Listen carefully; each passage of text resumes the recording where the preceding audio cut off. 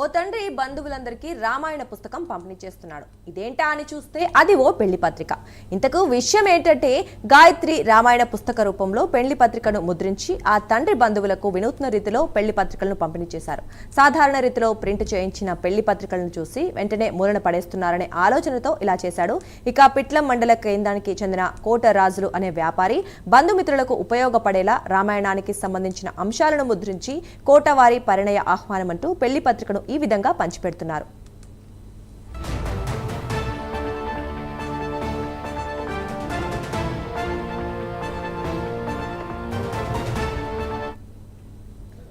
సాధారణంగా ఎవరైనా తమ ఇంట్లో వివాహ కార్యక్రమం నిర్వహిస్తే వివిధ రూపాల్లో పెళ్లి పత్రికలు అచ్చువేసి బంధుమిత్రులను ఆహ్వానిస్తారు.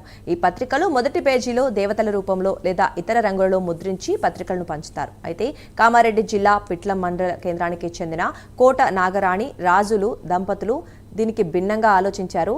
తమ కుమారుడి పెండ్లి పత్రికలు గాయత్రి రామాయణ పుస్తక రూపంలో ముద్రించారు.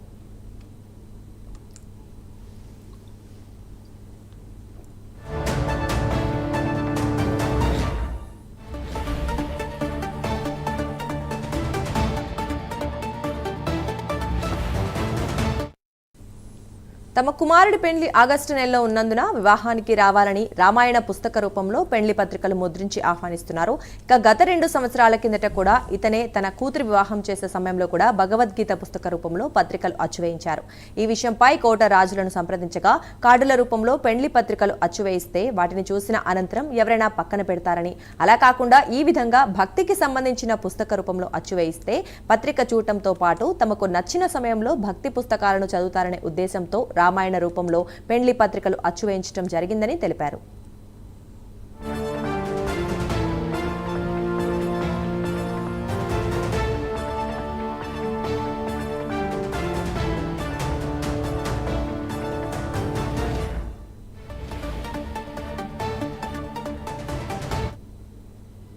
మన ఆహ్వాన పత్రికను ప్రింట్ చేసి అచ్చు వేయించి అతికించి అందరికీ పంచడం జరిగింది.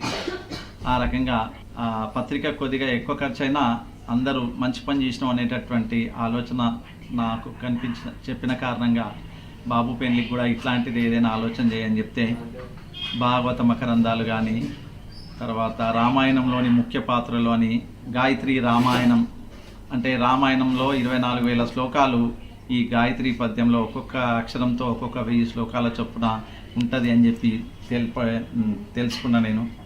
అట్లాగే సుందరకాండ కూడా అందరికీ ఆనందంగా ఉండడానికి సుందరకాండ ఇవ్వాలి అని మనసులో అనిపించింది. అక్కడ గీతా ప్రెస్ వాళ్ళకు ఒక 7-8 రకాల పుస్తకాల కోసం ప్రయత్నం చేస్తే ఈ సుందరకాండ రామాయణం కొన్ని ఉన్నాయని చెప్పడం జరిగింది. ఆ రకంగా ఒక 1200 సుందరకాండ 1200 రామాయణం పుస్తకాలు తీసుకొచ్చిన. దాంట్లో మొదటి పేజీలో ఈ యొక్క స్టిక్కర్ వివాహ ఆహ్వాన పత్రికను ప్రింట్ చేసి ఈ రకంగా మా మిత్రులకి, బంధువులకి, స్నేహితులందరికీ కూడా ఇవ్వడం జరిగింది. మొత్తం మీద పెండ్లి పత్రికను కొన్ని రోజుల పాటు దాచుకునే విధంగా చేయించిన రాజులను అందరూ అభినందిస్తున్నారు.